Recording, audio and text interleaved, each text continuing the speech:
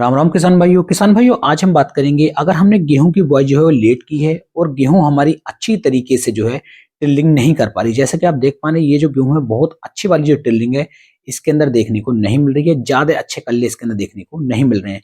तो ऐसी ही कंडीशन यदि आपकी गेहूं की फसल की है तो हमें उसके अंदर क्या करना है, क्योंकि किसान भाई जितनी अच्छी टिल्लिंग जितने ज्यादा कल्ले आएंगे उतनी अच्छी पैदावार जो है गेहूं की फसल हमें निकाल करके दे सकती है।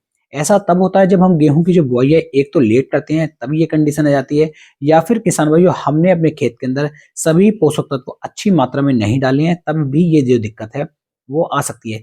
कभी कभी किसान भाई क्या करते हैं, एक से दो जुताई करी और गेहूं की बुआई वो कर देते हैं, तो उस कंडीशन में भी ज्यादा अच्छा जो जमाव है, ज्यादा अच्छे जो कल्ले हैं वो हमारे खेत के अंदर नहीं बन पाते हैं। तो हमें उस कंडीशन में क्या करना चाहिए? तो ऐसी कंडीशन में किसान भाइयों आपको जो है अपनी गेहूं की फसल के अंदर 2 से लेके 3 खादों का चयन करना होता है, और एक स्प्रे यदि आप कर देंगे तो आपकी जो गेहूं की फसल होगी वो अच्छे कल्ले बनाएगी, अच्छे टिल्लिंग बनाएगी और बहुत शानदार वाली जो पैदावार है वो आपको देखने को मिल जाएगी। तो ऐसी कंडीशन में किसान भाइयों सबसे पहले आपको जो है ह्यूमिक एसिड का उपयोग करना होता है। ह्यूमिक एसिड किसान भाइयों चट्टानों से प्राप्त एक बहुत ही अच्छा खाद होता है, जिसका उपयोग करने के बाद गेहूं की जो फसल है वो अच्छी ग्रोथ करना शुरू कर देती है, हरापन उसके ऊपर आ जाता है और टिल्लिंग बहुत शानदार देखने को मिलती है। जड़ों का निर्माण भी काफी अच्छी तरीके से होता है, जिससे कि हमारी जो पैदावार है वो काफी अच्छी किसान भाइयों निकल करके मिल जाती है। तो ऐसी कंडीशन में हमें क्या करना चाहिए? तो ऐसी कंडीशन में किसान भाइयों एक तो आपने ह्यूमिक एसिड ले लिया 98% में, जिसकी मात्रा 1 किलोग्राम प्रति एकड़ के हिसाब से हमें लेनी है। दूसरा खाद किसान भाइयों आपको लेना चाहिए अमोनियम सल्फेट। अमोनियम सल्फेट खाद जब हम लेते हैं तो किसान भाई इसके अंदर अमोनियम और सल्फर दोनों का कॉम्बिनेशन होता है, जो बहुत ही अच्छी तरीके से हमारी गेहूं की फसल के अंदर टिल्लिंग बनाने में हमारी काफी ज्यादा मदद कर देती है। और अमोनियम सल्फेट का जब हम उपयोग कर लेते हैं तो किसान भाइयों हमारी जो फसल के अंदर सल्फर की भी कमी आई हुई होती है या अमोनियम की कमी आई होती है वो भी पूरी जो होती है। और अमोनियम सल्फेट डालने के बाद किसान भाई हमें यूरिया यहाँ पर नहीं डालना होता है, खाली अमोनियम सल्फेट से ही काम चल जाता है। तो अमोनियम सल्फेट की जो मात्रा हम यहाँ पर लेंगे वो 15 से लेके 20 किलोग्राम प्रति एकड़ के हिसाब से किसान भाइयों अमोनियम सल्फेट को आपको ह्यूमिक एसिड के साथ ही मिला लेना है। इसके अलावा किसान भाइयों अगला जो खाद हमें लेना है वो लेना है इफ्को की सागरिका, या फिर किसान भाइयों क्रिप्को की शिवारिका ले सकते हैं, या फिर किसान भाइयों पीआई की बायोविटा भी ले सकते हैं, या आप धनजाइम गोल्ड भी ले सकते हैं।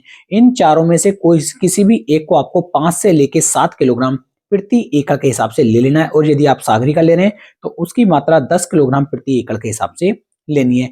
इन तीनों खादों को आपस में अच्छी तरीके से मिलाने के बाद आपको जो है अपनी गेहूं की फसल के अंदर इनका जो है छिड़काव करवाना है। यहाँ पर एक बात आपको ध्यान रखनी है कि यदि हमारी जो गेहूं की फसल मोटी मिट्टी के अंदर है तो पहले खादों को आपको डलवाना है, उसके बाद जो है सिंचाई अपने खेत के अंदर किसान भाइयों आपको करवानी है। और यदि हमारी रेतीली मिट्टी है, हल्की मिट्टी है, तब आपको पहले पानी लगाना है, और पानी लगाने के 3 से 4 दिन के बाद किसान भाइयों आपको इन खादों को जो है अपनी गेहूं की फसल के अंदर डलवाना है। यदि आप इस तरीके से चलते हैं तो बहुत ही अच्छी तरीके से हमारी गेहूं की फसल टिल्लिंग करेगी, कल्ले अच्छे बनेंगे, बिल्कुल हरी भरी होकर के चलेगी, और किसी भी तरह का पीलापन हमारी गेहूं की फसल के अंदर किसान भाइयों हमें देखने को नहीं मिलेगा। अब यदि हम स्प्रे की बात करें तो किसान भाइयों ऐसी कंडीशन में आपको जो है एनपीके 19-19-19 की मात्रा 1 किलोग्राम प्रति एकड़ के हिसाब से लेनी है। इसी के अंदर चिलेटेड जिंक जो 12% में आती है इसकी मात्रा 100 ग्राम प्रति एकड़ के हिसाब से लेनी है।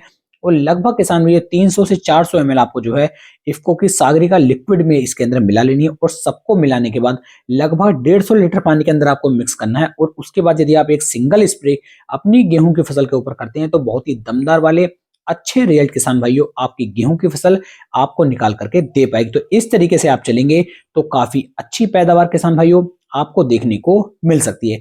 ऐसे ही इंफॉर्मेटिव वीडियो के लिए आप हमारे नितिन देओल चैनल को फॉलो करना ना भूलें।